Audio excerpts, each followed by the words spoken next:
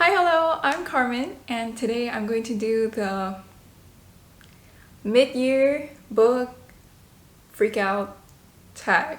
I have been in school and in my final year, so I couldn't really read a lot of books. Most of the books that I have read are academic books and books that are related to my assignment, so I didn't really read a lot, like leisurely. But like right after my finals, I started reading, and right now, I think as of now, I read 35 books in total for the entire year. My reading goal for this year is 50 books, so not that bad, honestly. Like, I can probably achieve my goal, but I'm really hoping to read more the rest of the year. Hopefully, probably, maybe I can reach 100 books by the end of the year. So for today's tag, we're going to just jump right in. And I'm just gonna start with the first question, which is, what is the best book that you have read so far this year? The best book, hands down, that I've read this year is The Highwayman by Kerrigan Byrne.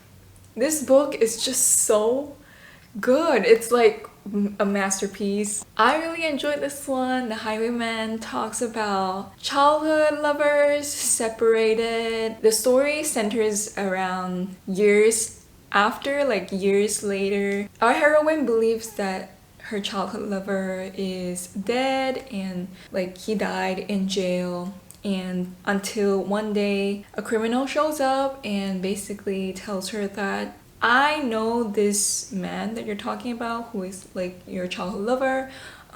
He was like my brother, like literally like my brother, because we went through so much in jail. Now, to return like a favor, I would like to marry you. And they got married, and the story starts from there. A lot of secrets get unraveled, secrets about the heroine's past, her identity, the criminal's identity as well. So a lot of secrets get unraveled at like the perfect time, and I feel like this is the best book that I've read so far this year because the timing is so good, like perfect timing in this. The pace is amazing. It is also heart-wrenching, so I just have so much feels for this book. I really wish to have a physical copy that I can like reread anytime I want to. So I will probably get this physically if I can see it anywhere in like a physical bookstore. Next, we have the best sequel that you have read so far. The best sequel that I have read so far, hands down, Good Gone Bad by Giana Darling. This is the third book in the Fallen Man series. I was like broken into pieces. I was so into this book. I was like whisked away into this book. I just want to like kind of live in this book. This book is about like star-crossed lovers. Our hero is an officer and our heroine is an MC princess, and they're not supposed to be together. And there are so many Romeo and Juliet parallels, references in this that I'm just like fangirling so much. I love the vibes in this book. The music is amazing. Our hero is so hot. And our heroine is also really hot too. It's everything that I've ever wanted, and this book is one of my favorites. Literally just one of my favorites of all time in this series. Just one of my favorites. Then we have a new release that you haven't read but you're excited for. This is definitely Sarah Kate's Salacious Players Club. The new release is the third book, which is Give Me More. I'm really excited to read this one. I think it's an MMF, if I'm not wrong. But there are like 3 people in the relationship, and our hero is getting invited into a married couple's sex life, and it's just, ooh, I know it's gonna be spicy. Sarah Kate really like amazed me with the first book in the series, which is Praise. That one is more on like dom sub relationship, and this one I feel like it's gonna be way spicier than the first one, and I'm just so excited. I already have it on my Kindle. I just have to find a time where I'm in the mood and I'm just gonna read it, and I know I'm going to love it. Next, we're gonna like dial it back down. This is biggest disappointment so far.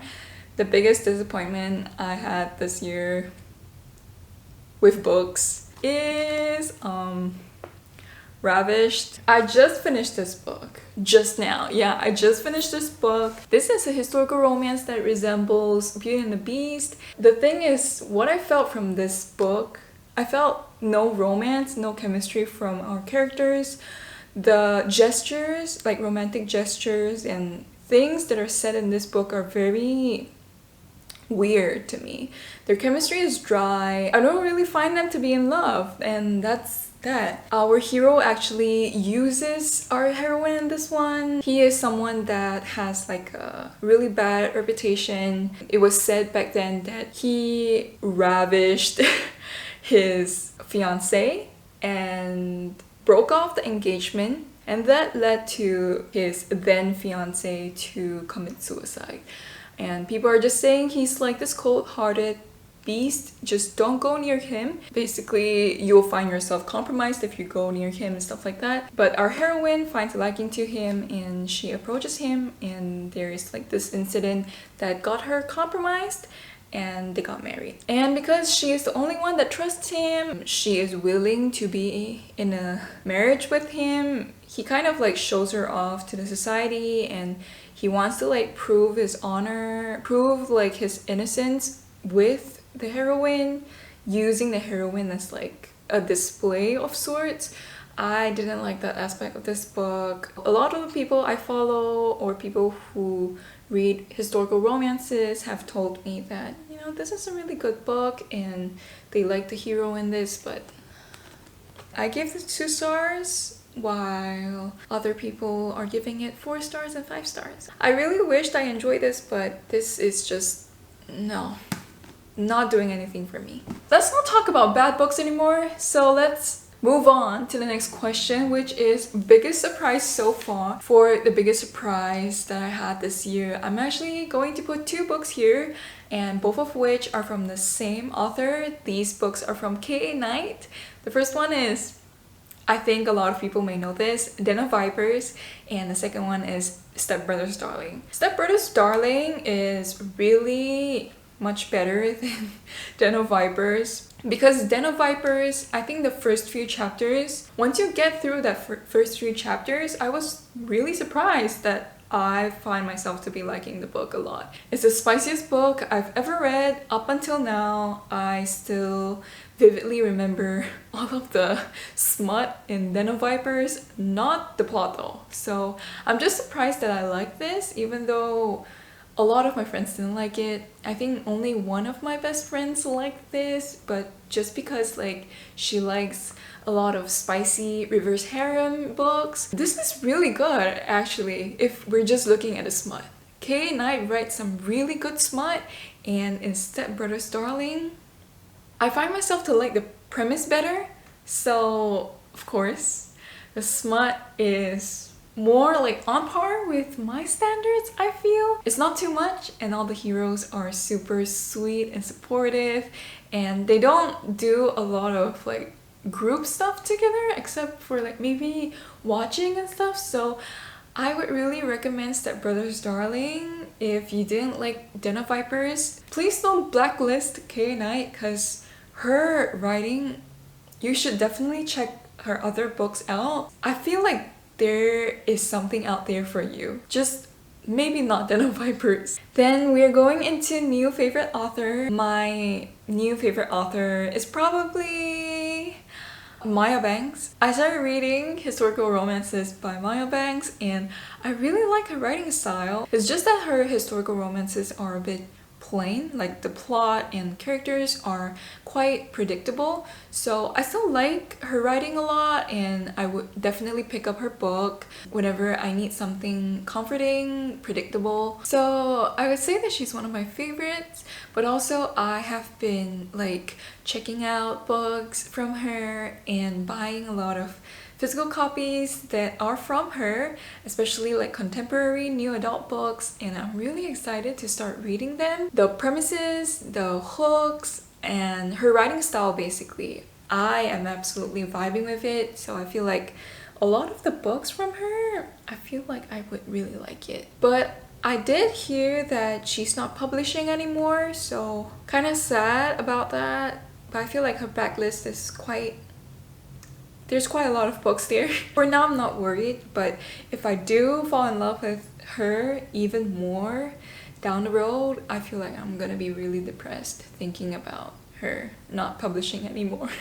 There you have new favorite characters that you have gained throughout the year. I'm just gonna say my favorite hero and my favorite heroine out of like all of my reads this year, and I'm gonna put in some honorable mentions later. My favorite hero and my favorite heroine, they're both from the same book, Good Gone Bad. It's coming up again. This book is just so good. I am so in love with Lionel Danner. He is my favorite hero right now. Not quite my favorite top one, but he's definitely in the top 5. Lionel Danner is just so protective. He's so supportive, and I don't know. He actually dates other people in this book, mainly because like he is an undercover police and he has like casual relationships, casual dates, or just like relationships that he's not really serious about throughout his life because he thinks that he cannot ever get the woman of his dreams, which is our heroine. Because this is an age gap, and also it's like star-crossed lovers, so he uses other people to kind of like fill the void, but it's kind of weird. Like, I don't feel too weird about it. Like, I'm not mad at him for doing that. But instead, because of that, I find him to be human, like quite human. He's not just a character that's kind of unbelievable, you know. He's not a character that because he's in love with this one woman, he stays single for like the rest of his life and that's it. No, Lionel Danner is really real here. He's just being real every single day, but every time our heroine needs him, he is there. I love a hero who shows up, who steps up, and he's just there being so supportive, saving her every time, and right until the end, he is so understanding of her. I'm just really happy they got together in the end. They are just made for each other. My favorite heroine is also from Good Gone Bad. She is Harley Rose. HR, as the book says. HR is just so close to my heart, honestly. She's also really real. She is such a strong character, such a strong woman. She went through a lot of traumatic events, like ranging from like a abusive family situation to an abusive relationship, and she still comes out as this like really strong. Even though she's hurting, even though she is affected by her past, she never stops living, especially living her best life. And she's so brave, so loving, so just, she is just amazing. I love reading her perspective in things. I love reading about her actually. She's supposedly young, much younger than Lionel Danner, but she sounds so mature in the book and I really like her. She is put into a lot of situations that even I, as a reader reading it, I feel scared myself. I feel scared for her. There are no freaking knights in shining armor, or there are no heroes coming out here to save her. In this book, it really is about just her stepping up, saving herself every single time, and just being strong even though she always like feels really lonely and alone. It's heartbreaking, it's beautiful. I really love her. And some honorable mentions are some heroes that I really love. They're just really hot and I would definitely recommend reading their books. First, we have Zeus Garrow from Welcome to the Dark Side, also from the Fallen series. He is HR stat and he's super hot. Derek Craven from Dreaming of You by Lisa Kleypas. He owns a gambling house and he is this rags to riches hero, but he definitely doesn't act like a rich cocky bastard. He is quite a loner and he guards his heart very, very well in this book. So like seeing him fall apart and just break down when he realizes that he is in love with the heroine is just, ooh, chef's kiss. And of course, honorable mentions include characters from Faking with Benefits. This is a contemporary reverse harem and our three heroes are so freaking hot. So perfect. They're not perfect, but still. On paper, they're perfect. They have their own faults and I'm actually quite sad that their own like issues or like trauma or like bad experiences are not really well developed in this one. But still, we have Zach, who is an ex-rugby player. He is super hot, super brash, funny, straightforward, and touchy. So I just really like heroes like him, and in real life too, that's my type in men. So I'm just like I'm blushing. And then we have Luke, who is a silver fox, who is also the heroine's ex-professor. So if you like professor stories, this is one for you. He is super hot. He is the one who basically like refuses to be in a relationship with her for like half of the book. So if you really like that, you may really like him. I just love how gentlemanly he is. And then my favorite out of all the characters here is Josh. Josh is just so perfect. At first, when you kind of like go into the book, he is described as like a tsundere. He is cold, aloof on the outside, but he actually cares about you in a lot of ways. If you look at the details, if you look carefully, you'll know that he actually really cares for you. I love reading that in fiction. And you actually find out that he has the biggest crush on our heroine even before anything started, because this is like a neighbor slash best friend to lovers romance, so they all knew each other beforehand. That's just cute. Like, you having a crush even before the book started. The next question, the next prompt is a book that made you cry. The book that made me cry, literally like bawling, crying, I would scream if I could, is Unlikely Match by Bradbury. This is a transplant story, a chronic illness story. Our heroine has a rare disease. She basically needs a liver transplant. Her family isn't supportive of her, and so she is like left to fend for herself. And because she knows that she's dying, she basically just lives her life however she wants. The beginning of the story, she meets our hero. On their first meeting, he's really rude to her, and she thinks that, well, fuck this shit. Since I'm dying anyway, I'm just gonna be rude to you, like fuck you. So she actually defies him and he finds it interesting, and then they started this whole like banter, enemies to lover kind of romance. For the romance part, I would definitely recommend this if you like The Hating Game. This is The Hating Game but better. More like hate. Like amp up the hate, you know what I mean? What really made me cry in this book is actually her dealing with all of this pain and also all of the changes in her life and in her relationships. Like her family abandoned her. Her friends are like not friends with her anymore just because like they see her differently. She doesn't want pity from people and she's just trying her best to live.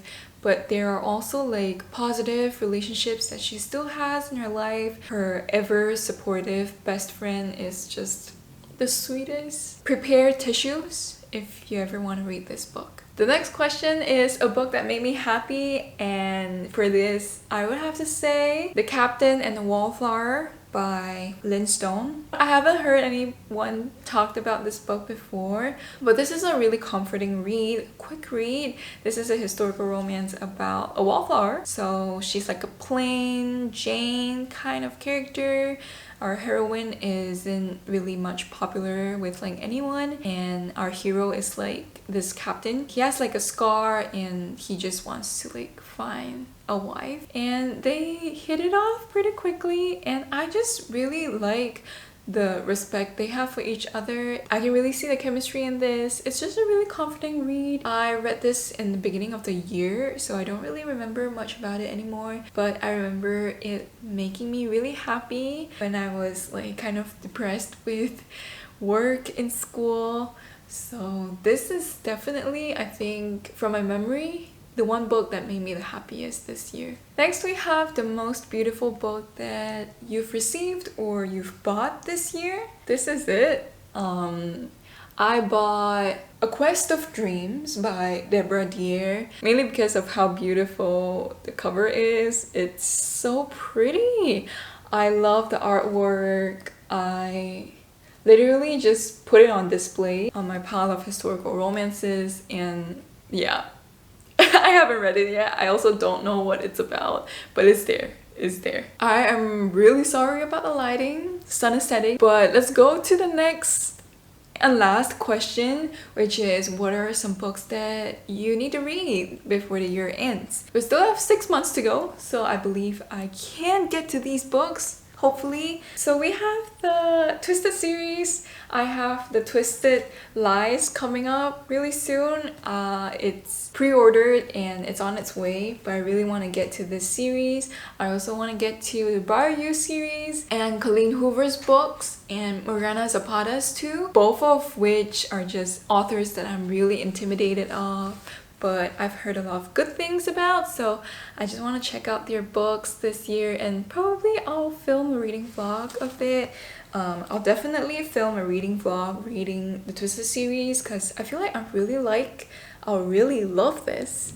So I'm just waiting for my Twisted Lies to arrive. So that is my mid-year book freak out tag. Yeah, this whole title is giving me a freak out. This has been a lot of fun, and if you want to share any answers to any of the questions, just leave them down below. I will be really happy to check them out. And if you have recs, I'm always open for book recs. Anyways, thank you so much for watching, and I'll see you in the next video. Bye!